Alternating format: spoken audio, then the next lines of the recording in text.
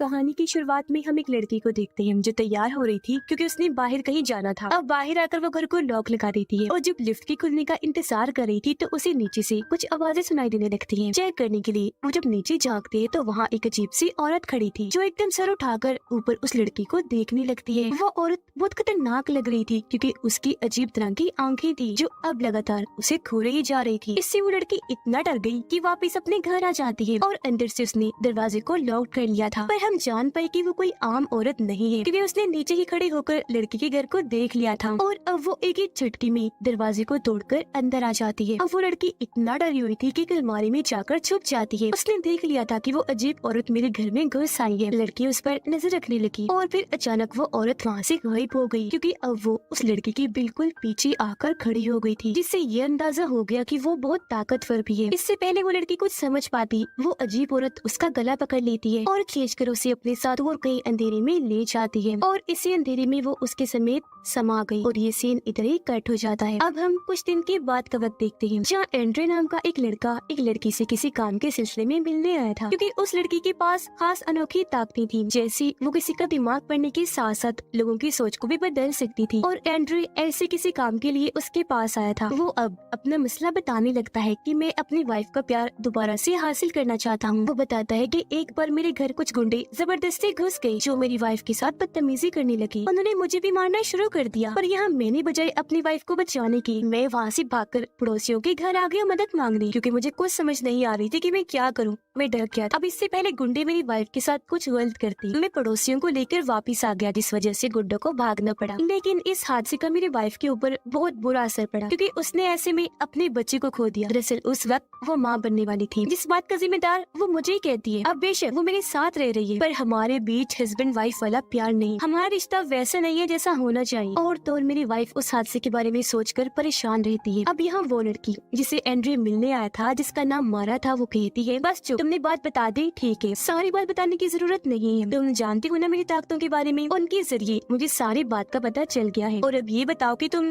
क्या चाहती हो। एंड्रे बताता है कि मैं चाहता हूँ मेरी वाइफ उस दिन के हादसे को पूरी तरह से भूल जाए ताकि हमारा रिश्ता पहले जैसा हो जाए और हम हंसी खुशी एक नई जिंदगी की शुरुआत करें। जिस पर मारा का कहना था कि तुम ऐसा करो, अभी थोड़ा सब्र कर लो, उसे कुछ टाइम दो नॉर्मल होने के लिए, खुद भी समझाते रहो, क्या पता वो ठीक हो ही जाए, लेकिन अगर फिर भी कुछ न बदला तो मेरे पास आ जाना, मैं तुम्हारी मदद कर दूंगी। अब एंड्रे को यहाँ अजीब लग रहा था। वो कहता है कि नहीं, मेरा मूड बदल गया है, मुझे तुम्हारी मदद नहीं चाहिए, अपना मसला मैं खुद हल करने की कोशिश करता हूँ। जो कहने के बाद वो यहाँ से चला जाता है। अब एंड्रे अपनी वाइफ के लिए फोन लेकर गया, अपने प्यार का इजहार करता है कि मेरी जान, मैं तुमसे बहुत प्यार करता हूँ। बड़े प्यार से उसे समझाता है कि पुरानी बातों और उस हादसे को भूल जाओ, मुझे अपनी गलती का पछतावा है, मैं तुमसे माफी मांगता हूँ। पर इन बातों का भी उसकी वाइफ पर कोई असर नहीं होता। वो ठीक से कोई भी जवाब ना देकर उसे थोड़ी बहुत बातें सुनाकर यहाँ से चली जाती है, जिससे वो बेचारा काफी उदास हो गया। और अब उसके पास मारा से मदद लेने के अलावा और कोई रास्ता नहीं था, इसलिए वो दोबारा उसके पास आया जहाँ मारा उसे एक खास किस्म का मशरूम देती है जो एक पौधा होता है और उसे कहती है कि तुम इसे किसी खाने की चीज में मिलाकर अपनी वाइफ को दे देना। इसे खाते ही वो फौरन सारी पुरानी बातें हमेशा के लिए भूल जाएगी, जिससे सब ठीक हो जाएगा। अब मैं तो तुम्हारा काम कर दूंगी, लेकिन इसके बदले तुम्हें भी मेरा एक काम करना पड़ेगा। मैं असल में कुछ महीनों के लिए शहर से बाहर जा रही हूँ, तब मेरे पीछे से तुम्हें मेरे मशरूम्स का ख्याल रखना होगा क्योंकि ये खास किस्म की है जो मुझे बहुत प्यारी है। हर महीने एक आदमी इन मशरूम्स को चेक करने आएगा, तो बोलो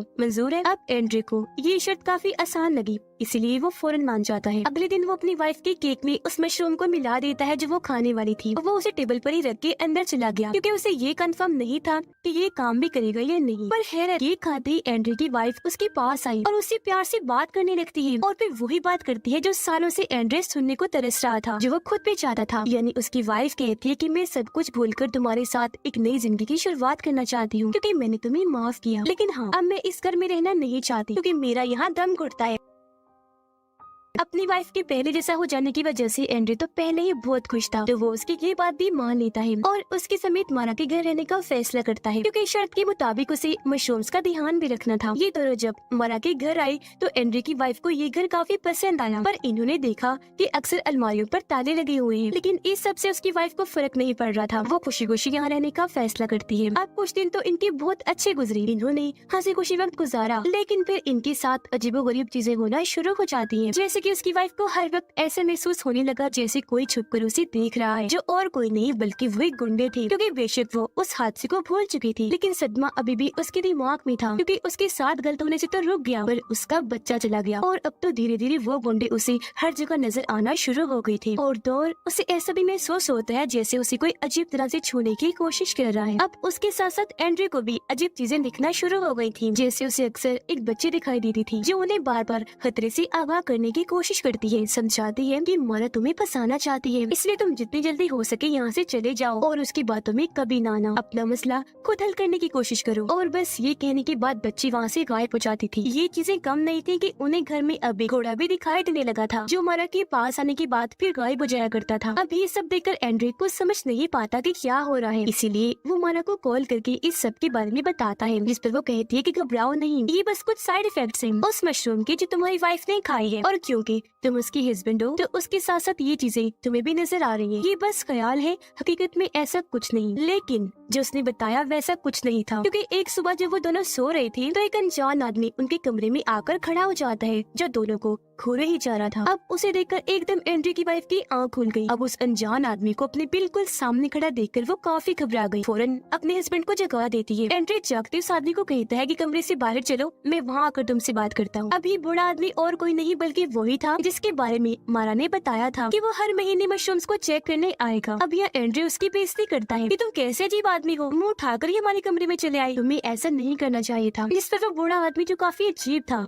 कहता है कि मेरा काम हो गया भाई, अब मैं जा रहा हूँ और अगले ही महीने आऊंगा। इतना कहकर वो वहाँ से चला गया, जबकि वो वापस अपनी वाइफ के पास आकर उसे संभालता है कि रिलैक्स हो जाओ, वो जा चुका है। अब अगले दिन जब एंड्रे अपने काम पर था और घर पर उसकी वाइफ अकेली थी तो उसे घर में अजीब महसूस होने लगा। वो खुद को महफूज नहीं समझ रही थी, उसे डर लगने लगा, इसीलिए वो एंड्रे के ऑफिस के बाहर जाकर उसका इंतजार करने लगी। वो जब बाहर आया तो अपनी वाइफ को देखकर खुश तो था ही, साथ ही उसे काफी हैरानी भी हो रही, और अभी दोनों वापस घर आकर एक साथ बहुत अच्छा वक्त गुजारते हैं। अब ऐसे ही एंड्रे जब अगले दिन ऑफिस गया तो फिर से उसकी वाइफ को घर में अजीब महसूस होने लगा। इस बार तो उसे एक बच्चे की रोने की आवाज भी आई। अब ये आवाज सुनकर उसे बच्चे का ख्याल आया, वो अजीब सी हो गई। बिना सोचे अपने हस्बैंड को कॉल करती है, कहती है कि अब हमें भी बच्चे के बारे में सोचना चाहिए, और बस इतना कहकर उसने फोन काट दिया। अब जब ऑफिस से एंड्रे घर वापस आया तो वो अपनी वाइफ को बड़ी अजीब हालत में जमीन पर बैठा हुआ देखता है। उसकी वाइफ ने कपड़े नहीं पहने हुए थे और वो बहुत परेशान होकर रो रही थी। तब एंड्रे जल्दी से आकर उसे चादर लपेटता है, संभालता है, पर वो कंट्रोल से बाहर हो गई थी, क्योंकि अब पता नहीं कैसी उसे सब कुछ याद आ गया था। वो एंड्रे पर भड़क उठी कि उस दिन तुमने मुझे क्यों नहीं बचाया। वो पागलों की तरह हाथ पाँव मारने लगती है कि तुमने क्यों किया था वैसा, क्यों तुम डर के भाग गई थी, और फूट फूट कर रोने लगती है। अब यह एंड्रे को कुछ समझ नहीं आती कि क्या करूं। वो उसे शांत करके गले से लगा लेता है। उसे समझ नहीं आ रही थी कि इसे कैसे फिर से सब याद आ गया। वो मारा को कॉल करता है पर उसका नंबर बंद था। वो फिर अपने दोस्त से मारा के बारे में पूछता है जिसने उसे मारा के पास भेजा था। उसका दोस्त कहता है कि मारा के बारे में मुझे ऑनलाइन पोस्ट से पता चला था, मैं उसे करीब से नहीं जानता क्योंकि हम कभी मिले नहीं थे। ये सुनकर एंड्रे अब इस घर की मालकिन से मिलने का फैसला करता है ताकि उससे मारा के बारे में जानकारी मिल सके। पर छानबीन करने पर एक औरत उसे बताती है कि इस घर की मालकिन का नाम है मारा, जिसने 1948 में ये घर खरीदा था, और जो मारा नाम की लड़की यहाँ पर रहती है ये वही मारा है। अब ये सुनकर एंड्रे का सर चकरा जाता है। उसे समझ नहीं आ रही थी कि ये क्या हो रहा है, ये मुमकिन कैसे है, मतलब ये घर मारा का है और जो वक्त ये औरत बता रही है 1948,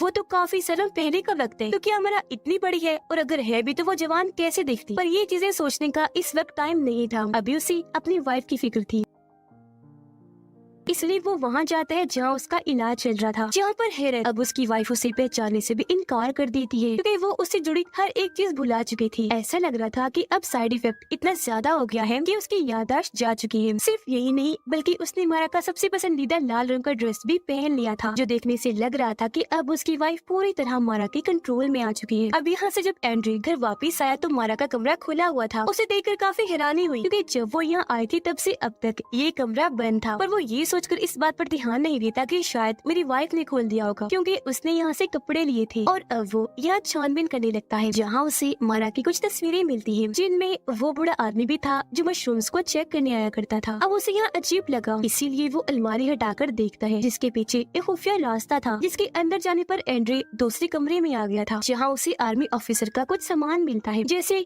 कपड़े और टोपी वगैरह। यहाँ कुछ कागज भी पड़े थे जिन्हें देखकर एंड्रे समझने की कोशिश कर ही रहा था कि ये क्या है, हैं कि तभी वहाँ वही बच्ची आ जाती है जो पहले भी यहाँ उसे देखी थी। यहाँ बच्ची उसे ख्याल दिखाती है जिसमें मारा घोड़े पर बैठी है और उसके कहने पर कुछ सिपाही मासूम लोगों को मार रहे हैं, जिनमें मारा के डैड भी शामिल थे। अब एंड्री ये देखकर काफी घबरा गया कि मारा इतनी खतरनाक औरत है कि तभी बच्ची उसे ख्याल से बाहर ले आती है। अब एंड्री बच्ची से सवाल करता है कि ये सब क्या था। तो अब बच्ची यहाँ पर मेन बात बताती है कि मारा असल में एक विज यानी चुड़ैल है। यही वजह है कि वो इतने सालों से जिंदा है और अभी तक जवान है, जिसने तुम्हें यहाँ पर अपने जाल में फंसा दिया। अब तुम ऐसा करो, यहाँ से निकल जाओ और फिर लौटकर कभी वापस मत आना। और हाँ, अपनी वाइफ को ढूंढो, उसे लाजमी लेकर जाना। और अब उसकी ये बात सुनकर एंड्रे ऐसे ही करता है। वो अपनी वाइफ को हर जगह ढूंढने लगा पर वो उसे कहीं भी नहीं मिलती, जिसका मतलब वो कहीं गायब हो चुकी थी, जो मारा का ही काम था। तो अब एंड्रे इंटरनेट पर मारा के बारे में और पता करने की कोशिश करता है, लेकिन तभी उसे वो बूढ़ा आदमी याद आया। वो सोचता है कि मैंने मारा के कमरे में उसकी तस्वीर देखी थी जब वो एक टावर के पास खड़ा था। तो अब एंड्रे उस टावर के बारे में इंटरनेट से पता करके वहाँ पहुँच जाता है, जहाँ तलाश करने पर उसे वो बूढ़ा आदमी मिल भी जाता है, पर उसकी हालत कुछ ठीक नहीं लग रही थी। वो एंड्रे को अपनी बातों में फंसाकर उसे अंदर बुलाता है और फिर उसे करंट का झटका लगाकर बेहोश कर देता है। एंड्रे की जब आंख खुली तो वो खुद को एक गाड़ी में पाता है, जहाँ वो बूढ़ा आदमी उसे कहीं ले जा रहा था। एंड्रे उससे सवाल करता है कि तुम क्या चाहते हो और मुझे कहाँ ले जा रहे हो, जिस पर बूढ़ा आदमी जवाब देता है कि मेरी वाइफ को मारा ने अपने पास कैद करके रखा हुआ है और अब मैं तुम्हारे बदले में अपनी वाइफ को मारा से छुड़वा लूंगा। यहाँ हमें पता चला कि इस बूढ़े आदमी की वाइफ वही है जिसे हमने शुरुआत में देखा था, जिसे वो डरावनी सी औरत अपने साथ ले गई थी, यानी कि वो अजीब औरत और कोई नहीं बल्कि मारा थी, जो अपना रूप बदल के वहाँ आई थी। अब यहाँ बूढ़ा आदमी सबसे जरूरी बात बताता है कि मारा असल में ऐसी विच है जो उन लोगों को अपने जाल में फंसाने के लिए चुनती है, जो अपनी जिंदगी पछतावे में गुजार रहे होते हैं। जैसे कि मुझे इसलिए चुना क्योंकि नशे की हालत में मैं अपनी वाइफ को बहुत मारा करता था, जिस बात का मुझे पछतावा भी हुआ करता था, और इसी चीज का फायदा उठाकर मारा ने मुझे और मेरी वाइफ को फंसा लिया। जिसके बाद बूढ़ा आदमी एंड्रे को लेकर एक अजीब सी जगह पर आ गया, जहाँ दीवारों पर बहुत सारी चमकदार मशरूम्स बेलें फैली हुई थी और उन बेलों में उस आदमी की वाइफ जकड़ी हुई थी और बहुत कमजोर डरावनी लग रही थी। वो आदमी अपनी वाइफ को बताता है कि तुम फिक्र न करो, आज इस आदमी के बदले में मैं तुम्हें यहाँ से आजाद करवा लूंगा। अब ये सुनकर उसकी वाइफ को दुख हुआ, क्योंकि अपनी जान बचाने के लिए वो किसी और की जान को दाव पर नहीं लगाना चाहती थी, पर मजबूरी है, उसे ऐसा करना पड़ना था। अब तभी यहाँ एक अजीब से गड्ढे से मारा निकल कर बाहर आती है और एंड्रे के पास जाकर कहती है कि बहुत जल्द तुम्हारी वाइफ भी यहाँ आने वाली है। जिसके फौरन बाद हम एंड्रे की वाइफ को घबराया हुआ देखते हैं, जो बचकर भाग रही थी। दरअसल उसकी बेचे हुए गुंडे लगे हुए थे, जबकि इधर खतरनाक मारा फिर बूढ़े आदमी की वाइफ को मार डालती है और फिर अपने खतरनाक जादू से वो आदमी को भी बदलने लगती है और उसे एक घोड़ा बना देती है। आदमी तड़पने लगा, जिसके बाद वो इस कमरे को लॉक करके वहाँ से चली जाती है। अब थोड़ी देर बाद एंड्रे की वाइफ गुंडों से भागकर यहाँ आ गई थी, जो काफी डरी सहमी लग रही थी। यहाँ हमें पता चला कि वो अजीब सा कमरा और कहीं नहीं बल्कि मारा के घर में ही है, जिसके अंदर अब आखिरकार एंड्रे की वाइफ आ जाती है, जैसा मारा ने कहा था। एंड्रे उसे संभालने की कोशिश करता है पर उसे अपने हस्बैंड में ही एक गुंडा दिखाई देने लगता है, जिससे वो इतना घबरा गई कि खिड़की से कूदकर अपनी जान ले लेती है। एंड्रे भी हैरत से उसे देखता ही रह गया, क्योंकि वो बेचारा कुछ कर नहीं पाता।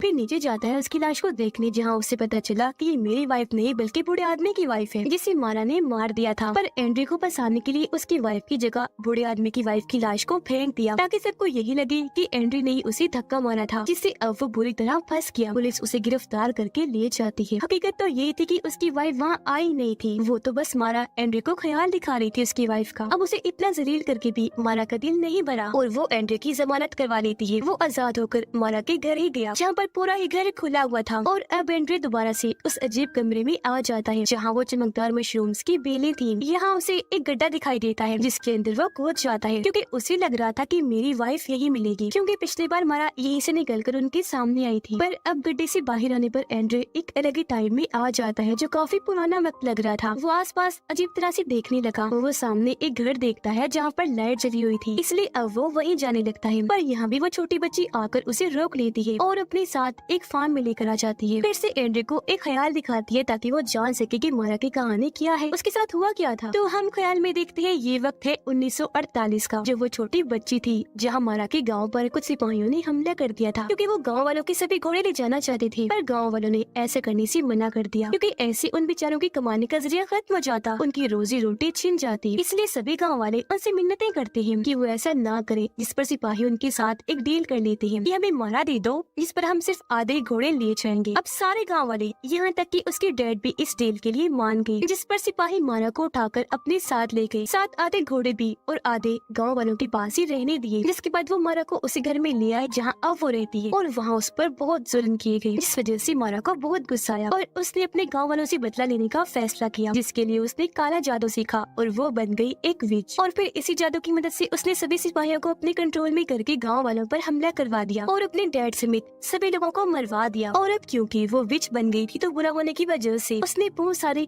शादीशुदा लोगों को अपने जाल में फंसाया, जिसके बाद वो उन्हें मार दिया करती थी। कपल्स में से वो लड़की को तो बहुत बुरी मौत देती थी, जबकि हस्बैंड्स को अपनी खतरनाक ताकतों से घोड़ा बना दिया करती थी और फिर उनका मांस खा लिया करती थी, जो उसे बहुत पसंद था, जैसा उसने बड़े आदमी के साथ किया, क्योंकि उस जैसे और एंड्रू जैसे लोगों को ही वो टारगेट बनाती थी, जो अपनी जिंदगी पछतावे के साथ गुजार रही होती थी, क्योंकि उनकी पछतावे से ही वो और ताकतवर बन जाया करती थी। यही वजह है कि वो अब तक जिंदा और जवान है, जो अलग अलग रूप भी बदल सकती है। अब ये ख्याल देखने के बाद एंड्रू दोबारा से उस घर की तरफ बढ़ने लगा, जिसके अंदर उसकी वाइफ और मारा रह रही थी। उसकी वाइफ बाहर आई और उसे वहाँ से भाग जाने का कहती है, क्योंकि वो सारी बात जान गई थी। मारा ने उसे बता दिया था कि तुम्हारा हस्बैंड तुमसे बहुत प्यार करता है और तुम्हारी वजह से वो मेरे पास आया था, तुम्हारी फिक्र है उसे, पर वो यहाँ से जाता नहीं बल्कि घर के अंदर आ जाता है, जहाँ सामने ही मारा बैठी थी। वो एंड्रू को देखकर काफी खुश हो गई, कहती है कि आओ आओ, मैं तुम्हारे ही आने का इंतजार कर रही थी, तुम इसे बचाने तो आ गई, पर अब मैं यहाँ तुम्हारे प्यार का इम्तिहान लूंगी, अगर तो तुम इसमें कामयाब रहे तो मैं तुम्हें जाने दूंगी। जिस पर एंड्रू मान जाता है और तब मारा उसे उसी वक्त में भेज देती है जब गुंडे उनके घर में घुस आए थे और उसकी वाइफ के साथ बुरा बर्ताव कर रहे थे। पर इस बार वो भागता नहीं बल्कि उनका मुकाबला करने की कोशिश करता है। वो चाकू लेकर उनमें से एक पर हमला कर देता है, पर एक उसे ही चाकू से मारकर जख्मी कर देता है। उसकी हालत बहुत खराब हो गई और अब वो बेचारा अपनी वाइफ के साथ होने वाले बुरे बर्ताव को बस देख सकता था, कुछ कर नहीं सकता था। जहाँ पर तभी उसके पास मारा आकर कहती है कि तुम अगर चाहो तो ये सब रुक सकता है, तुम्हें ज्यादा कुछ नहीं करना, बस वो मशरूम खाना होगा। पर अब तक एंड्रू समझ गया था कि ये सब असल नहीं है, बल्कि इसे असल दिखाकर मारा मुझे फंसाने की कोशिश कर रही है। तो फौरन ख्याल से बाहर आकर अपनी वाइफ को यहाँ से भागने का कहता है, पर तब तक मारा ने दोनों पर हमला कर दिया था और वो इन्हें बहुत मारी थी। पर क्योंकि मारा को अपने वो मशरूम बहुत प्यारे थे जो उसने अपनी खतरनाक ताकतों से बनाए, इसलिए एंड्रू की वाइफ उनमें आग लगा देती है। अब ये देखकर मारा काफी घबरा गई। आग बुझाने वो जैसे आगे बढ़ी, मौका पाकर ये दोनों उस घर से बाहर आ जाते हैं, जहाँ आग अब बहुत ज्यादा फैल चुकी थी चारों तरफ। और अब वो छोटी बच्ची इन दोनों को वहाँ से निकालने में मदद करती है और खुद उस घर में आकर दरवाजा बंद कर लेती है और मारा के साथ ही जलकर मारी जाती है। अब यहाँ हम जान पाए कि वो छोटी बच्ची असल में मारा का ही बचपन का रूप था, यानी कि उसकी आत्मा। और क्योंकि वो छोटी मारा थी, बच्ची थी, तो उसका दिल साफ था, इसलिए तो वो हर वक्त एंड्रू और उसकी वाइफ को बचाना चाहती थी। इसलिए अब उसने दोनों की पूरी तरह से जान बचाने के लिए अपनी कुर्बानी दे दी। मारा के साथ खुद भी जलकर खत्म हो गई। उधर एंड्रू और उसकी वाइफ उसे गड्ढे के जरिए बाहर निकल आते हैं। यहाँ वो काफी जख्मी था, जिसके गले से लगकर उसकी वाइफ बहुत रोती है और अब वो उसे माफ कर चुकी थी और यहाँ सब भुलाकर अपने खुशहाल जिंदगी की शुरुआत करने का फैसला करती है। इनकी जिंदगी अब सच में अच्छी हो जाए और इन्हें अब मारा जैसे लोगों का सहारा भी नहीं लेना पड़ेगा, जिनका नाजायज फायदा उठाए। उसकी वाइफ एंड्रू को सहारा देकर यहाँ से ले जाने लगी और इसी हैप्पी एंडिंग के साथ ही ये फिल्म इधर ही खत्म हो जाती है।